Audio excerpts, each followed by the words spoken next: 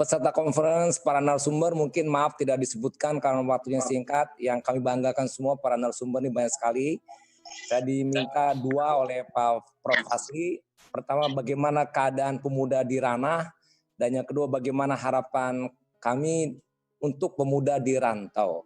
Jadi untuk terkait di ranah para pemuda, sebetulnya kalau saya lihat dari peserta conference ini banyak juga yang sudah tahu betul tentang Sumatera Barat, bahkan ada yang tinggal juga di Sumatera Barat.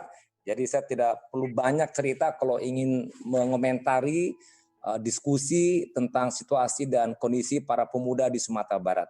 Tapi mungkin secara terbuka, secara fisik, nampak kasat mata, pemuda-pemuda di Sumatera Barat tentu kalau kita lihat dari ukuran misalnya yang kelihatan berpakaian, di sekolah-sekolah, baik dari mulai SD, SMP, SMA, memang menutup aurat. Dan itu sudah merupakan uniform, pakaian seragam. Tentu kalau dibandingkan di provinsi lain, rasanya tidak seperti itu. Nah, kemudian juga tentang hafalan Quran, itu juga sudah merupakan bagian tren, tidak hanya di pesantren-pesantren dan sekolah Islam di Sumatera Barat, tapi di sekolah negeri dan juga sekolah swasta. Bahkan Bupati Wali Kota banyak juga yang mensyaratkan untuk bisa masuk ke sekolah-sekolah baik untuk SMP, SMA dengan prestasi baca Quran atau hafal Quran. Dan ini juga menjadi fenomena baru yang muncul, dan kami sering hadir di wisuda hafal Quran di SMA SMA yang ada di Sumatera Barat. Dan ini juga merupakan satu tren yang muncul. Tentu hal ini juga kalau normalnya Ramadan, di Sumatera Barat juga penuh 1 bulan mereka para pemuda ada di masjid. Ini juga dikelola oleh sekolah-sekolah baik SMA ataupun SMP. Ini mungkin situasi yang ada saat ini.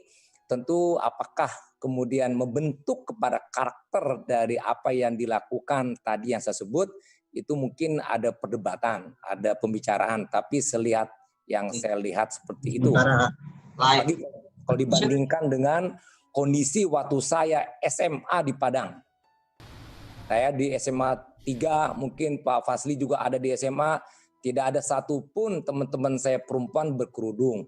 Dan tidak ada tren kepada Quran atau ibadah.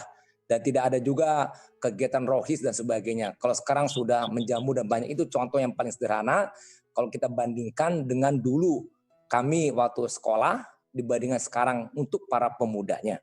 Kemudian untuk yang terkait dengan harapan kami bagi pemuda di rantau, saya ingin mencatat bahwa orang Minang itu banyak yang sukses. Dan tokoh nasional itu kalau persentasenya dari Minang itu hampir 10%. Jumlahnya dari 100 sekian, orang Minang ada 15-an lebih. Sedangkan orang Minang di Indonesia itu hanya 2%.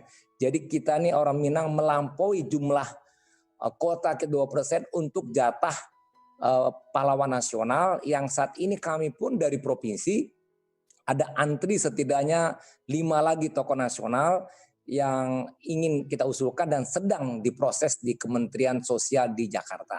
Nah, ini contoh-contoh yang tidak perlu kita sebut lagi karena kita sudah tahu semua dari mulai kemerdekaan sampai saat ini. Dan termasuk saat ini juga. Kalau kita sebut di sini ada Dr. Archandra, ini tokoh Minang asli, SMA 2 Padang, SMP SD di sini, bahasa Minangnya tulen, pergi ke Amerika. Nah, ini mungkin beliau bisa testimoni, tetap beliau sukses dan berhasil menjadi menteri, wakil menteri di Indonesia. Nah, ini contoh-contoh, ada Pak Tifatul juga, sama juga. Dan juga banyak Pak Prof. Fasli juga, Prof. Emil Salim, mungkin tak bisa disebutkan. Ini orang-orang yang sukses.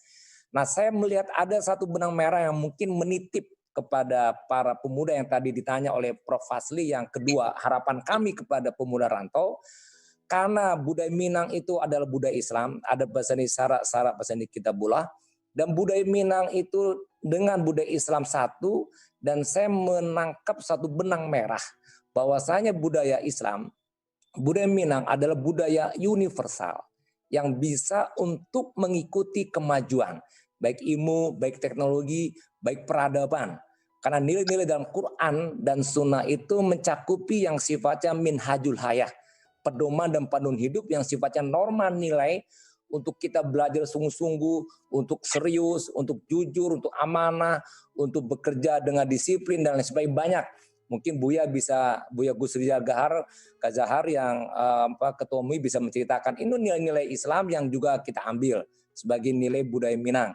Nah, kemudian selain fakta yang tadi kita ingin juga muncul pada pemuda di rantau dengan melihat contoh-contoh yang sudah terbukti adanya, mari kita dimanapun, di Sydney, di Australia, di Amerika, di mana tadi saya di Rusia juga ada yang ikut conference ini, apalagi di Indonesia, tetap kita bersiteguh untuk menggunakan adat Minang yang itu adalah adat Islam, dan insya Allah saya yakin betul ini diterima dimanapun. Perantau Minang yang saya tahu di mana-mana tidak pernah muncul konflik, tidak pernah bermasalah.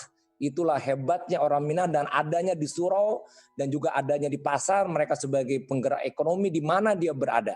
Nah, jadi contoh ini memberikan gambaran kepada kita bahwa bila kita mengikuti budaya kita, yang budaya itu adalah Minang dan itu adalah Islam, insya Allah bisa membuat kita maju ke depan karena kita didorong, dimotivasi, diinisiasi dengan inspirasi dari Quran dan hadis Nabi yang semuanya itu menjadikan tolak ukur untuk kita ke depan. Adapun yang sifatnya tadi saya menyebut mengenai minhajul hayat, pedoman hidup yang ada dalam Islam yang kita ikuti sebagai panduan pedoman, yang artinya tidak akan lapuk dengan hujan, tidak akan lekang dengan panas, dia akan terus mengikuti nilai Islam itu sendiri. Tapi kalau yang wasailul hayah, sarana hidup, ilmu, teknologi, perkembangan, kita sangat dituntut oleh agama kita untuk mengikutinya, untuk mempelajarinya. Dan oleh karena itu, saya mengharapkan ini waktu udah hampir 7 menit nih Pak Fazli. Ya, udah pas 7 menit. Jadi itu harapan kami kepada para pemuda di rantau, termasuk kita semua untuk tetap bersiteguh. Terima kasih. Mohon maaf. Terima kasih Prof. Irwan, Gubernur kita.